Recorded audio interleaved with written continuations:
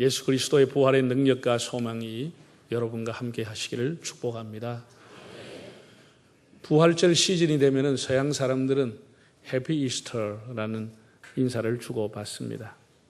우리 한국에서는 교인들이 부활의 소망이 가득하시기를 바랍니다. 그런 인사를 하기도 하고 카드를 보내기도 합니다. 러시아에서는 오랜 전통적인 인사말이 있습니다. 제가 얼마 수년 전에도 소개한 적이 있는데, 그래서 부활절 시즌이 되면은 그 러시아 사람들이 주고받는 인사입니다. 그 뭐라고 하냐면 그리스토스 바스크레스, 그리스도가 바스크레스 부활했습니다. 이렇게 인사를 하면은 그 인사를 받는 사람은 바이스진너 크리스토스, 바이스진너 바스크레스, 진실로 부활했습니다. 이렇게 하는 거예요. 제가 부활절 인사치고 이렇게 성경적으로 인사한 건 또 이 정도로 인사한 건 여러분 아마 듣고 본 바가 없죠. 성경적인 최고 인사라, 진실로 부활했습니다. 그렇게 한다는 거예요.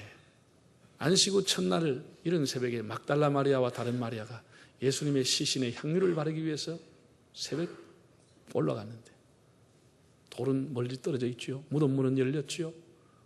너무 놀라서 무서워 떨고 있는데 천사가 뭐라고 했습니까? 너희가 나사렛 예수를 찾는구나. 그는 여기 계시지 않고 다시 살아나셨느니라. 살아났다고 하는 증언을 듣게 되는 것입니다. 예수님의 부활은 추측이나 무슨 가설이나 추정이 아닙니다. 이것은 역사적인 일어났던 사건이고 진실로 일어났던 일입니다. 정말 러시아어처럼 바이스젠너 바스크레스, 진실로 그는 부활했습니다. 여러분, 이 세상에 힘이 여러 가지 힘이 있습니다.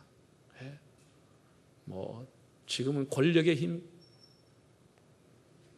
또 물질한 돈의 힘, 군대의 힘, 로마나 팍스, 군대의 힘, 정권의 힘, 그것도 막강한 것이죠. 그러나 그 모든 힘을 보다 더 큰 힘은 진실의 힘이라는 겁니다. 예나 지금이나 진실이라고 하는 것 앞에서는 아무리 대단한 정권도 권력가도 다 무너졌습니다. 진실 앞에는 무너지는 것입니다. 예수 그리스도의 부활이라고 하는 것은 그게 진실이 아니었다고 하면 어떻게 저 갈릴리의 어부들이 전했던 그 예수 부활의 소식이 2000년이 지난 오늘까지 20억 이상의 수많은 사람이 그걸 믿게 되겠습니까?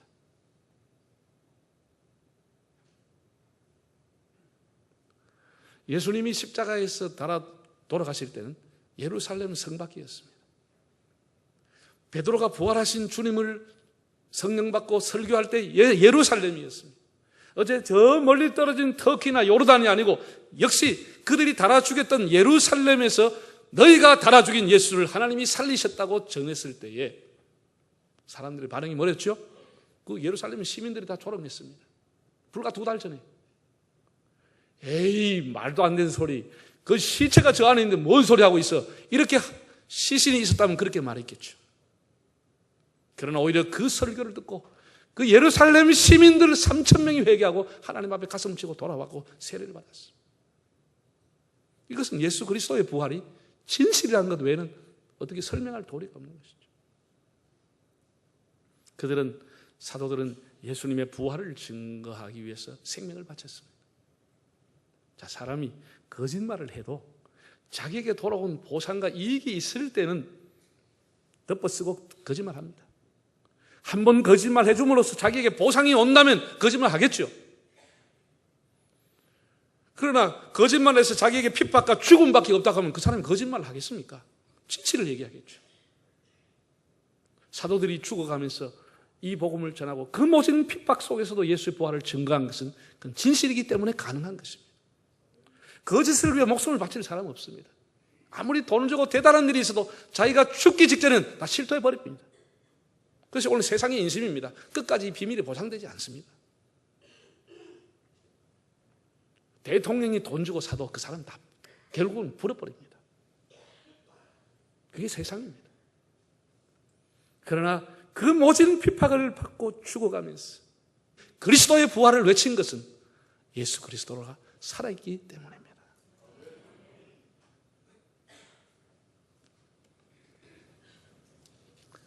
오늘 성경 본문에는 예수님이 돌아가신 후 3일 만에 안식 후 첫날 저녁 때 제자들이 유대인들을 두려워해서 문을 닫고 있을 때에 부활하신 주님이 신령한 몸을 입고 오셨습니다. 부활하신 주님은 시공을 초월합니다. 그걸 성경은 신령한 몸이라고 표현을 했습니다. 손에 못자국과 창에 찔린 옆구리를 보여주시면서 이렇게 말씀을 했습니다. 부활하신 주님이 4가지의 말씀을 했습니다. 한번 화면을 보실까요? 첫째, 뭐라고요? 너희에게 평강이 있을지어다. 둘째, 아버지께서 나를 보내신 것 같이 나도 너희를 보내노라. 셋째, 성령을 받으라. 네 번째, 누구든지 죄든지 사하면 사해질 것이요 그대로 두면 그대로 있으리라. 여러분, 이 4가지의 축복의 말씀, 부활하신 주님의 말씀이 여러분들에게 임하기를 바랍니다. 오늘 그 중에 2번째 말씀, 아버지가 나를 보내신 것 같이 나도 너희를 보내노라는 말씀을 생각해 보려고 합니다. 내가 너희를 보내노라. 내가 누구겠습니까? 예수님이죠. 예수님이죠. 우리를 보내시기를 원하시는 예수님은 어떤 분이십니까? 하늘과 땅의 권세를 가지신 분, 열면 닫을 사람이 없고 닫으면 열 사람이 없으시는 분, 천지를 말씀으로 창조하신 그 하나님, 인간 세상의 역사의 머리와 꼬리를 잡고 계시는, 내 개인의 생사하복을 잡고 계시는 그 주님께서 우리를 세상 속에 보내시기를 원하십니다. 그는 노도 강풍이 몰아치는 바다 한가운데 풍랑아 잔잔하라 외쳤을 때 바다와 바람도 그의 말에 순종을 했습니다. 벌거벗고 날뛰는 귀신을 보고 귀신아 나가라 했을 때 그 귀신도 예수님의 무릎 앞에와 무릎을 꿇었습니다. 썩은 지 나흘이나 되고 냄새나는 나사로의 무덤에 가서 나사로야 나오너라 했을 때 사망도 죽음도 나사로를 수의를 입은 채 토해낼 수밖에 없는 사망의 권세를 움직이셨던 그 주님께서 오늘 우리를 이 세상 속에 보내시기를 원하십니다.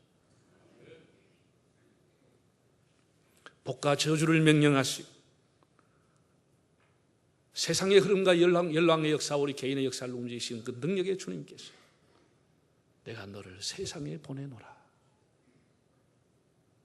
예수님이 어떤 분이십니까? 여러분, 예수님은 학교를 세운 적이 없습니다. 그러나 이 세상의 수많은 학교에 있는 학생의 숫자보다 예수를 따르는 제자가 훨씬 더 많습니다. 예수님은 군대를 창설한 적이 없습니다. 굉장한 무기로 무장한 군대가 수없이 많지만 이 세상에는 예수를 따르는 그리스도의 군사가 훨씬 더 많습니다. 예수님은 시나 소설이나 문학이나 그림이나 드라마를 촬영하거나 음악을 한 적이 없지만 예수님을 주제로 한 음악과 그림과 드라마와 소설은 수없이 많습니다. 왜? 그는 만왕의 왕이시요 우리의 구주이기 때문입니다. 존 스타트라고 하는 영국의 목사가 한 유명한 말이 있습니다. 예수는 이 세상의 어떤 권력가와도 비교할 수 없는 분이다. 비교할 수 없는.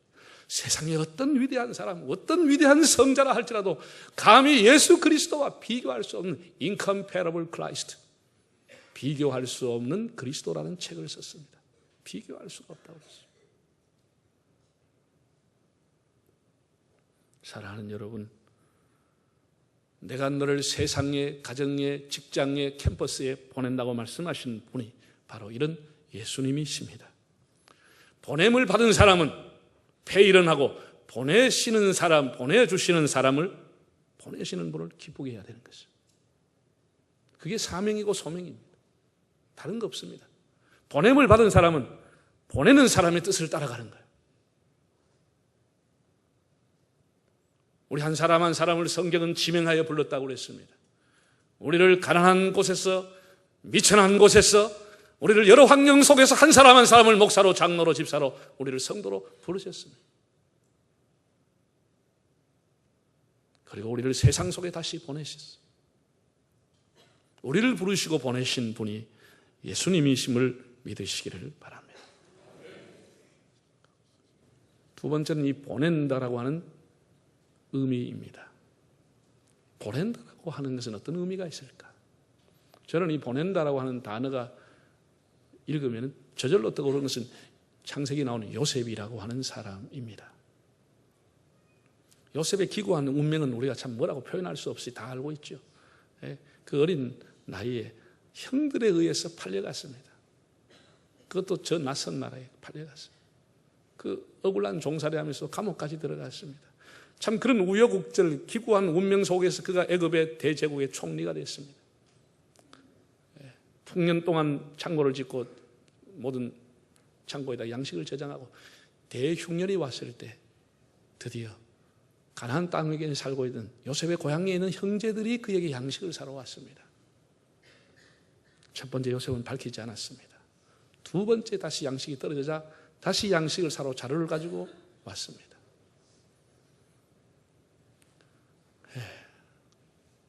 참 그 꿈이라도 사람들이 생각을 했겠습니까? 생각은 했겠습니까? 요셉이 더 이상 억제하지 못하고 두 번째 나타난 자기 형들에게 자기의 정체와 신분을 밝혔습니다. 고향의 언어를 가지고 형들에게 이렇게 얘기했습니다. 나는 형님들이 판 요셉이요. 자, 여러분 이런 얘기를 들었으면 그 형들이 어떻겠습니까? 그냥 뭐 용서해 주세요, 살려주세요 이런 말도 안 나오고 그냥 끝나는 것이요. 사람이 굳어버리죠. 더 이상 말도 못하고 굳어버리죠. 그럼 뭐라고 얘기하겠습니까?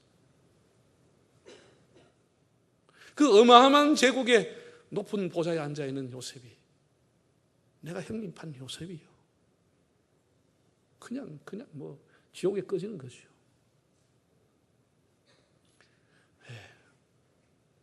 이때 요셉이 정말 신앙의 위대함을 제가 많은 사람의 글을 읽고 많은 사람의 그 언어를 들어봤지만 정말 이런 위대한 발언을 어떻게 할 수 있을까? 요셉이 이렇게 말합니다. 창세기 45장 5절 한번 읽어볼까요? 당신들이 나를 이곳에 팔았다고 해서 근심하지 마소서, 한탄하지 마소서. 하나님이 생명을 구원하시려고 나를 당신들 앞서 먼저 보내셨나이다. 자, 이 내용을 한번 보세요. 형님들이 나를 이곳에 팔았습니다. 그랬다고 너무 한탄하거나 너무 근심하지 마십시오. 형님들이 나를 팔았다고 하는 이건 사실 팩트입니다. 팩트. You sold me. 당신들이 나를 팔았습니다. 그런데 이 사람이 이 팔았던 것을 어떻게 해석을 하느냐, 본인이 해석을 하기를 하나님이 나를 이 땅에 먼저 보내셔서 여러분들을 다 이렇게 구원해 주시려고 하나님이 나를 보내셨다라. 팔았다는 것은 팩트인데 자기가 하나님으로부터 파송을 받고 보냄을 받았다고 하는 요셉의 신앙이고 그건 자기의 해석입니다. 대단한 사람이죠. 이렇게 흉년이 오기 전에 하나님께서 내 형님 아버지 다 이렇게 구원하려고 나를 먼저 이곳에 보내주셨다. You sold me, God sent me. 당신들은 나를 팔았지만 하나님이 나를 이곳에 보냈습니다. 나를 이곳에 보내셨습니다. 이 대단한 가능이었습니다. 거기에는 원망과 증오와 미움과 보복이라는 게 없습니다. 하나님 앞에 받았던 자기의 사명이 있을 뿐입니다. 하나님이 나를 이곳에 보내셨다. 우리가 성경에 나오는 요셉, 다니엘, 모르드게 이런 느헤미야 같은 사람이 위대한 총리요, 위대한 총독이요, 공직자였지만 그 사람들이 권력 스캔들에, 부패 스캔들에 어떤 권력 게이트에 휘말린 적이 있습니까? 그들이 그렇게 깨끗하게 산 이유가 뭡니까? 어떤 자리에 있든지 하나님이 나를 이곳에 보냈다고 하는 그 믿음과 사명이 그를 깨끗하게 만든 것입니다. 하나님이 나를 여기에 보냈다고 하는 거예요. 여러분들이 시집 왔을 때 여러분이 들었던 것보다는 더 시댁이 험할 수 있고 가난할 수 있고 정말 볼일 없고 볼품 없고 내가 어떻게 이런 집에 살아가나 낙심이 될 수도 있습니다. 그래서 중매한 사람을 원망하고 어머니를 시집가라고 하는 엄마를 원망하고 평생 눈물 흘리며 한탄하며 살아갈 수 있습니다. 인생이 불쌍하게 되는 것이죠. 반면에 절망은 됐지만 다시 그래, 이래서 하나님께서 나를 이 가정에 보내셨구나, 하나님이 나를 이 가정에 보내셨다고 하는 사람은 가정을 살리고 자신이 살고 인생이 새로 꽃피우게 되는 것이죠. 가정을 바꾸는 사람이 될 수 있죠. 우리가 살아가면서 어려움 당할 수 있습니다. 그러나 내 있는 자리가 어떤 자리든지 하나님께서 나를 이곳에 보내셨다고 하는 요셉과 같은 믿음, 하나님이 나를 보냈다고 하는 믿음이 우리 인생을 일으켜주는 것이에요. 여러분이 사회에, 캠퍼스에, 가정에, 여러분의 교회에 어떤 곳에 있더라도 하나님이 나를 이곳에 보내셨다라고 하는 믿음, 그것이 교회를 새롭게 하고 나라를 새롭게 하는 것입니다.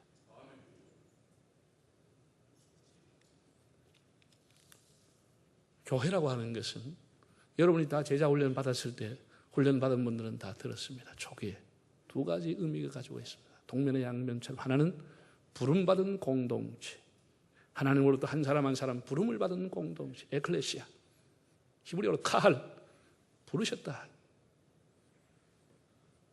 뿐 아니라 동시에 세상으로부터 보냄을 받는 공동체입니다. 세상으로부터 우리는 보냄을 받는 것이에요. 모이기만 하는 게 아니고 부름을, 세상으로부터 파송되는 공동체가 교회입니다. 교회가 예배를 드리는 것이 그것만 목적이 아닙니다. 왜 예배를 드리느냐? 예배를 통해서 하나님을 영화롭게 하고 예배를 통해서 힘을 얻고 능력을 얻고 새로운 사명을 발견해서 세상 속에 들어가서 하나님의 빛을, 하나님의 향기를 드러내기 위해서 예배를 드리는 것입니다. 다시 보냄을 받기 위해서, 다시 힘을 얻기 위해서. 교회는 보내는 곳입니다. 우리 한국 교회는 모이는 것, 부름받는 것은 잘 되는데 가는 것이 안 되는 거예요. 그래서 계속 죽을 쓰고 신뢰가 떨어지는 거예요. 문만 나가면 이미 보냄받은 공동체는 사라지고 마는 거예요. 그래서 노래도 맨날 부름받아 나선 이 몸이라 불렀다고 하는 거예요. 나가는 것에 대한 사명이 없는 거예요. 나가는 것이. 내가 나가서 어떻게 살아가느냐, 이것이 모이는 것의 의미고 목적인 것입니다. 교회는 보내는 곳입니다. 보내는 곳. 여러분, 논산의 훈련소라고 하는 것, 노란 머리, 헐렁한 바지, 개슴츠리한 눈 가지고 있던 청년들 불러 모아가지고 그 사람 나라에서 옷 입혀가지고 워카 시켜가지고 모자 씌워가지고 훈련을 2달 동안 받게 합니다. 걷는 것부터 새로 시작합니다. 먹는 것 새로 배웁니다. 잠자는 것도 정시에 자고 정시에 일납니다. 처음에는 힘들죠. 총을 갖다 주고 총검술을 배우게 합니다. 그러니까 2달 훈련 마치고 딱대기 하나 달고는 훈련소에 잡아두는 것이 목적이 아니고 필요한 동부전선에 서부전선에 보내는 것이 훈련소의 목적입니다. 정병을 만들어 보내는 것이 훈련소의 목적입니다. 교회는 여러분을 정병으로 만들어서 세상 속에 보내는 것이 교회의 목적입니다. 그 정병이 되지 못하는 사람은 세상 속에 나가서 아무것도 하지 못하는 것입니다. 오합지졸이 되고 마는 것입니다. 그래서 우리가 기도하고 훈련을 받고 교육을 받는 것입니다.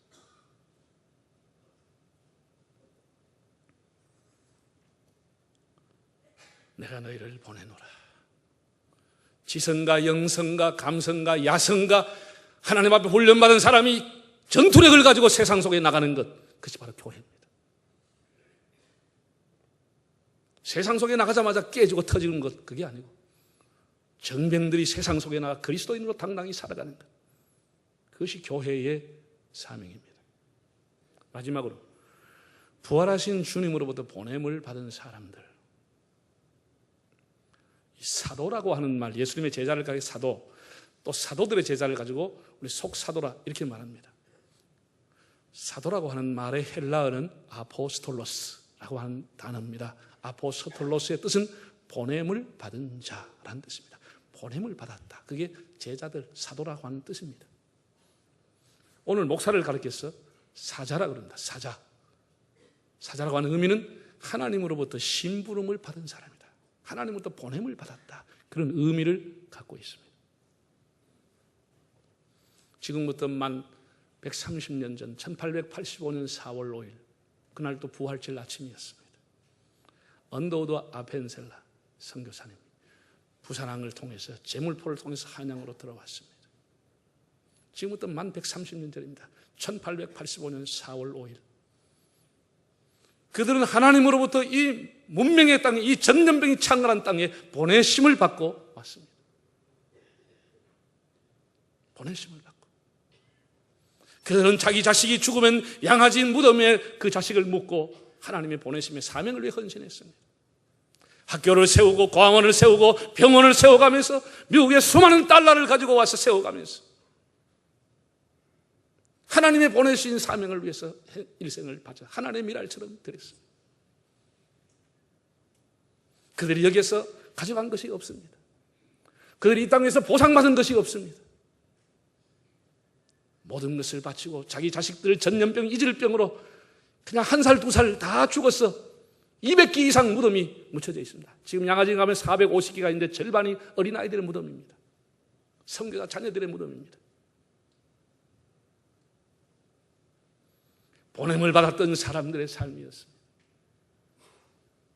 그들의 묘비는 이렇게 적혀져 있습니다. 1885년 4월 5일 부활절 아침에 우리는 조선 땅에 왔습니다. 사망을 이기신 주의 빛이 이 땅에 비추기를 소원합니다.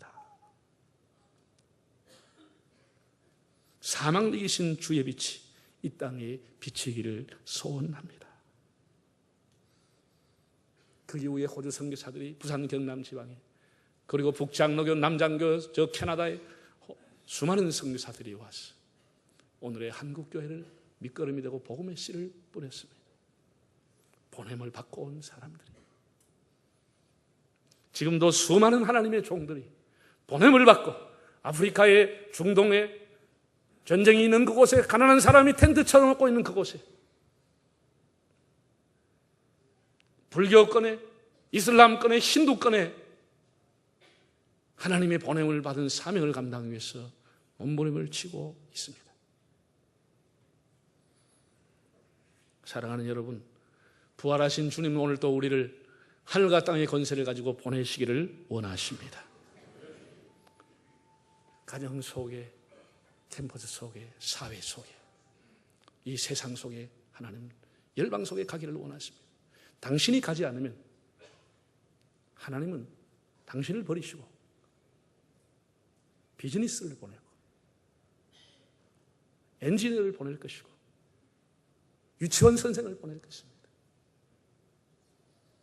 사람이 가지 않으면 하나님이 전파를 보낼 것입니다. 전파를 하나님이 띄어서 보냅니다. 하나님은 전단지를 통해서 띄어서 보냅니다. 사람이 가지 않으면. 그것이 하나님의 복음의 역사였습니다.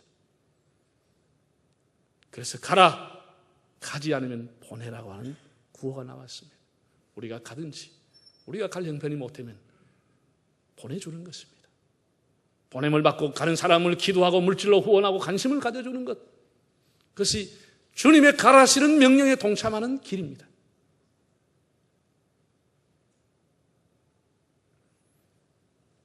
하나님은 공자의 아들에게도 가라, 맹자 아들에게도 가라, 석가모니의 제자에게도 가라, 마호멧의 제자에게도 너희들이 가라. 가서 나의 피의 복음을 전하라. 나를 찌르고 나에게 침뱉던 사람을 찾아가라. 그들에게 가서 주의 도를 전하라고 명령하고 있습니다. 이것이 교회에 주어진, 우리 개인에게 주어진 보내심의 사명입니다. 교회는 교회로서의 이 사명을 감당해야 돼요. 세상으로 보내는 곳으로. 우리 개개인은 보내심을 받은 자로서 우리를 보내주시는 자를 기쁘게 하며 부활의 증인으로 살아갈 수 있기를 바랍니다. 우리가 하나님을 믿는 사람이라고 하면 하나님만이 아시는 눈물이 있어야 합니다. 하나님만이 알고 있는 충성이 있어야 합니다.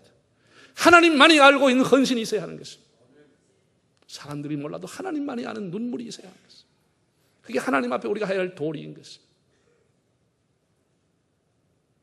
오늘 부활의 아침에 다시 한번 내가 너희를 보내노라 하는 주님의 이 말씀을 우리 마음에 새기고 하나님만이 아시는 충성을 가지고 보내시는 자리에, 그 자리에서 주님을 영화롭게 하며 살아가는 우리 모두가 될 수 있기를 바랍니다.